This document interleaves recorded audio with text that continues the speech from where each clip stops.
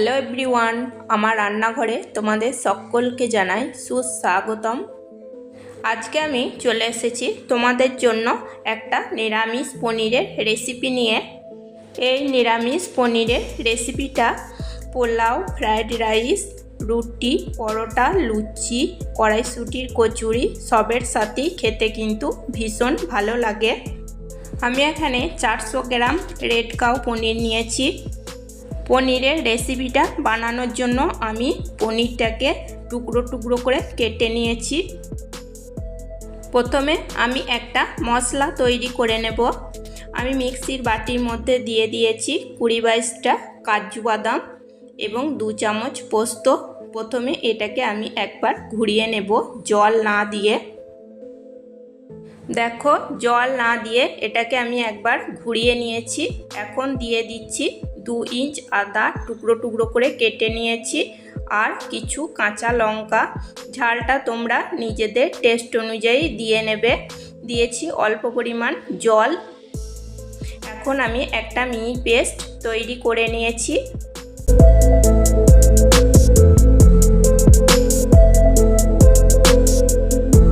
এখন আমি এই মশলাটাকে বাটির মধ্যে ঢেলে নিয়েছি। এই মিক্সির বাটির মধ্যেই আবার দিয়ে দিচ্ছি টমেটো আমি ভালো করে পেস্ট তৈরি করে নেব। আমি এখানে 2টো মিডিয়াম সাইজের টমেটো নিয়েছি। টমেটো পেস্ট তৈরি হয়ে গেছে। এখন আমি কাজু, পোস্ত, কাঁচা লঙ্কা এবং আদা যে পেস্টটা তৈরি করে রেখেছি তারই মধ্যে আমি টমেটো পেস্টটাও দিয়ে দিয়েছি। এখন আমি কড়াইতে কিছুটা পরিমাণ সাদা তেল দিয়ে গরম করে নিচ্ছি। এখানে আমি রান্নাটা সাদা তেল দিয়ে করব, সেই জন্য সাদা তেল দিয়েছি। তেল গরম হয়ে গেছে।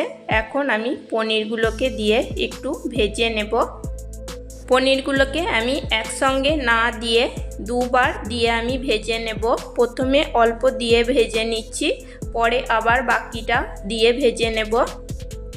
আমি এখানে পনিরগুলো একটু ভেজে নিচ্ছি। তোমরা যদি ভাজতে না চাও তাহলেও কোনো অসুবিধা নেই, না ভেজেও এটাকে রান্না করে নিতে পারো। পনিরগুলো ভাজা হয়ে গেছে। এখন আমি নামিয়ে নেব।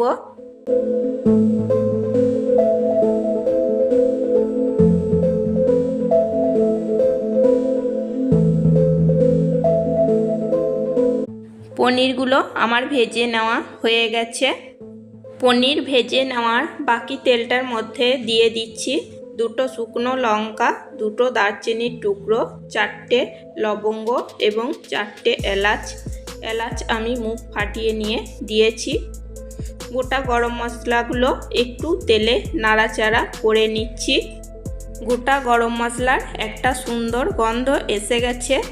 এখন আমি দিয়ে দিচ্ছি কাজু, পোস্ত, কাঁচা লঙ্কা, আদা এবং টমেটোর পেস্ট। মিডিয়াম টু লো ফ্লেমে আমি মশলা খুব ভালো করে কষিয়ে নেব। আমার এই নিরামিষ পনিরের রেসিপিটা যদি তোমাদের একটুও ভালো লেগে থাকে তাহলে একটা লাইক, কমেন্ট, শেয়ার আর সাবস্ক্রাইব করে আমার এই ছোট্ট চ্যানেলটির পাশে থাকবে। দেখো বন্ধুরা, আমি মশলা খুব ভালো করে কষিয়ে নিয়েছি। তেল রিলিজ হতে শুরু করেছে। এখন আমি দিয়েছি টেস্ট অনুযায়ী লবণ আর 1 চামচ কাশ্মীরি রেড চিলি পাউডার। এটা শুধুমাত্র একটা সুন্দর কালার আসার জন্য। আবারও একটু নাড়াচাড়া করে নিচ্ছি।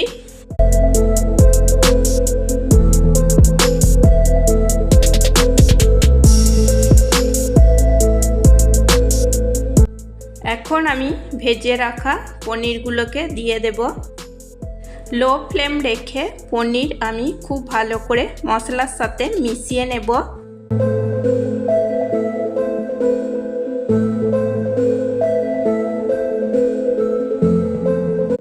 পনির আমি মশলার সাথে খুব ভালো করে মিশিয়ে নিয়েছি।